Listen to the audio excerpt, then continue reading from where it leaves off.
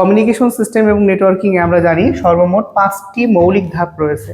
একটি হচ্ছে সোর্স, একটি সেন্ডার, একটি মিডিয়াম, একটি রিসিভার এবং অপরটি হচ্ছে ডেস্টিনেশন।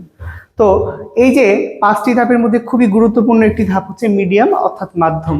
মাধ্যম আমরা জানি দুই প্রকার, তার মাধ্যম এবং তার বিহীন মাধ্যম অর্থাৎ ওয়্যার এবং ওয়্যারলেস।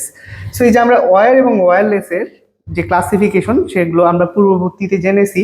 আমরা কোএক্সিয়াল কেবল সম্পর্কে জেনেছি, টুইস্টেড পেয়ার কেবল সম্পর্কে জেনেছি, ফাইবার অপটিক্যাল কেবল সম্পর্কে জেনেছি।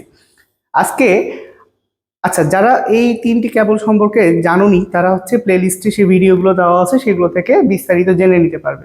তো আজকে আমাদের আলোচনা কোনো নির্দিষ্ট কোনো তার মাধ্যম বা তার বিহীন মাধ্যম নিয়ে না। আজকে আমরা আলোচনা করব যে তার মাধ্যম যে 3 প্রকার রয়েছে তাদের মধ্যে কোনটি উত্তম এবং কোন প্রেক্ষাপটে কোনটি ব্যবহার করা হয় সেই সম্পর্কে আমরা জানবো।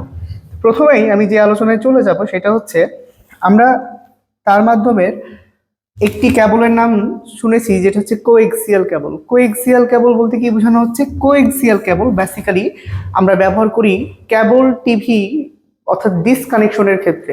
সেখানে একটি তার থাকে, যে তারের ভিতরে একটা মোটা তামা বা কপারের তার থাকে, ঠিক আছে।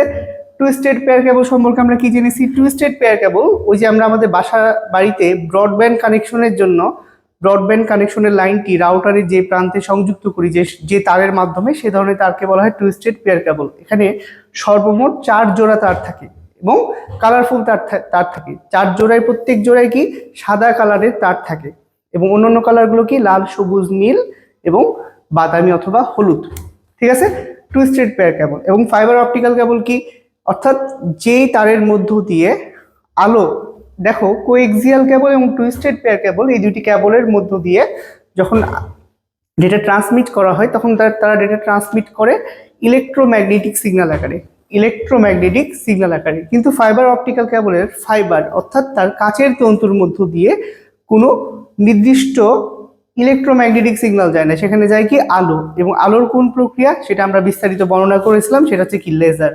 অর্থাৎ ফাইবার অপটিক্যাল কেবলের ফাইবারের মধ্য দিয়ে অর্থাৎ কাচের তন্তুর মধ্য দিয়ে যা যায় সেটা মূলত লেজার যায়। কি যায়? লেজার যায়। তো এই সর্বমোট 3 ধরনের তার মাধ্যম রয়েছে। কয় ধরনের তার মাধ্যম রয়েছে? 3 ধরনের তার মাধ্যম রয়েছে। তো আজকে আমরা এদের প্রেক্ষাপট অনুযায়ী কোনটি কোন প্রেক্ষাপটে ব্যবহার করা উচিত এবং কোনটি সর্বোত্তম সেটা জানার চেষ্টা করব। Coaxial cable. কোএক্সিয়াল কেবলে তার কয়টি থাকে? একটি, ঠিক আছে। মোটা একটি তার থাকে। এবং টুইস্টেড পেয়ার কেবলে কয় জোড়া তার থাকে? 4 জোড়া। সো প্লিজ, এখানে তারের সংখ্যা হচ্ছে একটি। এখানে কয়টি? 4 জোড়ার মধ্যে যদি 4টি পরিবাহী তার ধরি, প্রত্যেক জোড়া একটি পরিবাহী, তাহলে খেয়াল করে দেখো এখানে একটি তারের মধ্য দিয়ে ডেটা পরিবহন হচ্ছে, এখানে 4টি তারের মধ্য দিয়ে ডেটা পরিবহন হচ্ছে।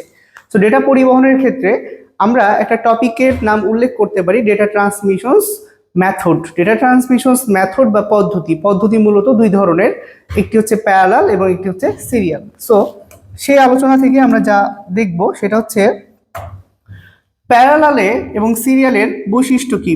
সিরিয়াল ডেটা ট্রান্সমিশন মেথডে সেন্ডার থেকে যখন রিসিভারে ডেটা পরিবহন করা হয়, পরিবহনের সময় একটি পথ দিয়ে ডেটা পরিবহন করা হয়। এবং প্যারালালে কি হয়? প্যারালালে যখন সেন্টার থেকে রিসিভারে ডেটা পরিবহন করা হয়, একাধিক পথ দিয়ে ডেটা পরিবহন করা হয়। কি করা হয়? একাধিক পথ দিয়ে ডেটা পরিবহন করা হয়। সো প্যারালাল এবং সিরিয়ালের তাহলে বৈশিষ্ট্য অনুযায়ী এদের কিছু তথ্য সম্পর্কে আমরা জানার চেষ্টা করব। প্রথমত, প্যারালালে যেহেতু একটি পথ দিয়ে ডেটা পরিবহন করা হয়, তাই সেই ডেটা পরিবহনের ক্ষেত্রে সময় বেশি নাই, ঠিক আছে। এবং সিরিয়ালে যেহেতু একাধিক পথ দিয়ে ডেটা পরিবহন হয়, সে খুব দ্রুত ডেটা পরিবহন করতে পারে। তাহলে প্যারালাল এবং সিরিয়ালের মধ্যে প্যারালালে আমরা দেখছি যে একাধিক পথ দিয়ে ডেটা পরিবহন হচ্ছে, একাধিক পথ দিয়ে ডেটা পরিবহন হওয়ার ফলে ডেটা দ্রুত পরিবহন হচ্ছে, ঠিক আছে। তাহলে দ্রুত ডেটা পরিবহনের জন্য আমরা কোন ধরনের কেবল ব্যবহার করব? টুইস্টেড পেয়ার কেবল ব্যবহার করব। এবং ধরো মনে করো ঢাকা থেকে রাজশাহী দীর্ঘ একটা পথ অতিক্রম করে ডেটাকে পরিবহন করা লাগবে। তো এত দূর অতিক্রমের জন্য যদি আমরা একটা কেবলের পরিবর্তে যদি 4টি কেবল ব্যবহার করি তাহলে কি খরচ বেড়ে যাবে না? তো এই খরচের অংশটুকু হ্রাস করার জন্য মূলত একটি কেবল যদি ব্যবহার করি সেটাকে বলা হচ্ছে সিরিয়াল ডেটা ট্রান্সমিশনস মেথড। এবং সিরিয়াল ডেটা ট্রান্সমিশনস মেথডের জন্য আমরা কি ব্যবহার করি? কোএক্সিয়াল। তাহলে এখান থেকে আমরা একটি সিদ্ধান্তে আসতে পারি, কোএক্সিয়াল কেবল মূলত সিরিয়াল ডেটা ট্রান্সমিশনস মেথডের মতন কাজ করে, সে একটি পথ দিয়ে ডেটা পরিবহন করে। একটি পথ দিয়ে ডেটা পরিবহন আমরা কখন করব? যখন আমাদের খরচ সাশ্রয় করার প্রয়োজন থাকবে, দীর্ঘ দূরত্বে ডেটা পরিবহন করব, কিন্তু খরচ সাশ্রয় করার প্রয়োজন পড়বে, তখন আমরা কোএক্সিয়াল কেবল ব্যবহার করব। আশা করি বুঝতে পেরেছি। এরপরে যে আলোচনায় আসি, twisted pair cable. Twisted pair কেবলে কি, ধরো কম্পিউটার থেকে প্রিন্টার ডেটা পরিবহন করব। প্রিন্টার তো নর্মালি খুব স্লো প্রিন্ট করে, তো আমরা চাচ্ছি যে প্রিন্টার যেন আরেকটু ফাস্ট প্রিন্ট করে। তো দ্রুত ডেটা পরিবহন করতে চাচ্ছি। দ্রুত ডেটা পরিবহনের জন্য কি ব্যবহার করা হয়? ডেটা ট্রান্সমিশন মেথডের প্যারালাল ডেটা ট্রান্সমিশন মেথড ব্যবহার করা হয়, এবং এর জন্য যে তারটি উত্তম সেটি হচ্ছে কি টুইস্টেড পেয়ার কেবল। সো আশা করি দুটি সীমাবদ্ধতা আছে। যেমন আমরা এখান থেকে স্পষ্ট যা জানতে পারলাম সেটা হচ্ছে এই যে কোএক্সিয়াল কেবল সেটি হচ্ছে কি সাশ্রয়ী, ঠিক আছে। দীর্ঘ দূরত্বের ক্ষেত্রে যদি দীর্ঘ দূরত্বের ব্যবহার করি, দীর্ঘ দূরত্বে ব্যবহার করলে সেটি হচ্ছে সাশ্রয়ী হিসেবে ব্যবহার করা হয়, ঠিক আছে। সেটা হচ্ছে সাশ্রয়ী প্যাকেজ হিসেবে ব্যবহার করা হয়। এবং টুইস্টেড পেয়ার কেবল কি স্বল্প দূরত্বে যদি আমরা ডেটা পরিবহন করতে চাই, স্বল্প দূরত্বে অধিক দ্রুত, স্বল্প দূরত্বে অধিক দ্রুত, ঠিক আছে, অধিক দ্রুত ডেটা পরিবহনের জন্য কি ব্যবহার করা হয়? টুইস্টেড পেয়ার কেবল। তাহলে দুইটির বৈশিষ্ট্য জানলাম। কোএক্সিয়াল কেবলের যে কেবলটি ব্যবহার করা হয় সেটি মূলত পুরু অর্থাৎ মোটা, তাই তার মধ্য দিয়ে যখন ডেটা ট্রান্সমিশন করা হয় তখন ডেটা ট্রান্সমিশন লস কম হয়, ঠিক আছে। যেমন কোএক্সিয়াল কেবল থিন নেট এবং থিক নেট। থিন নেট কিন্তু কোনো প্রতিবন্ধকতা ছাড়াই প্রায় 200 মিটার ডেটা ট্রান্সমিট করতে পারে। থিক নেট যেমন 500 মিটার ডেটা পরিবহন করতে পারে, ঠিক আছে।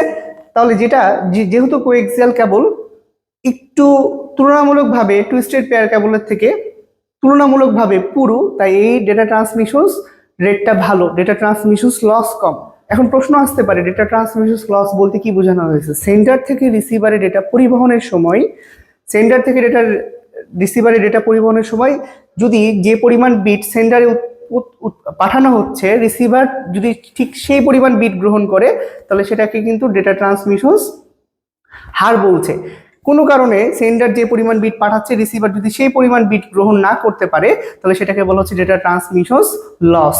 তো এই কোএক্সিয়াল কেবলে সেই লসের সংখ্যাটা কম তুলনামূলকভাবে, এবং টুইস্টেড পেয়ার কেবলে সেই লসের সংখ্যাটা তুলনামূলকভাবে বেশি। কারণ কি, এখানে যে 4টি তার ব্যবহার করা হয়, তোমরা ব্রডব্যান্ড কানেকশনের ক্ষেত্রে খেয়াল করলে দেখতে পাবে এখানে যে 4টি তার ব্যবহার করা হচ্ছে সেই 4টি তার কিন্তু একটু পাতলা ধরনের তার ইউজ করা হয়, ঠিক আছে।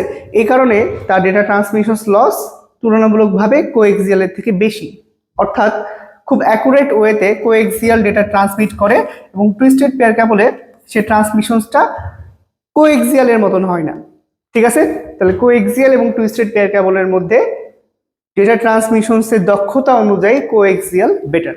এবং একটা গুরুত্বপূর্ণ বৈশিষ্ট্য, এই কোএক্সিয়াল এবং টুইস্টেড পেয়ার কেবল উভয় কেবলেই যখন ডেটা ট্রান্সমিট হওয়ার সময় যেই প্রক্রিয়া ট্রান্সমিট হয় সেটা হচ্ছে কি ইলেকট্রোম্যাগনেটিক সিগন্যাল আকারে, ইলেকট্রোম্যাগনেটিক সিগন্যাল আকারে, অর্থাৎ ইলেকট্রোম্যাগনেটিক সিগন্যাল আকারে ডেটা ট্রান্সমিট সে করে থাকে।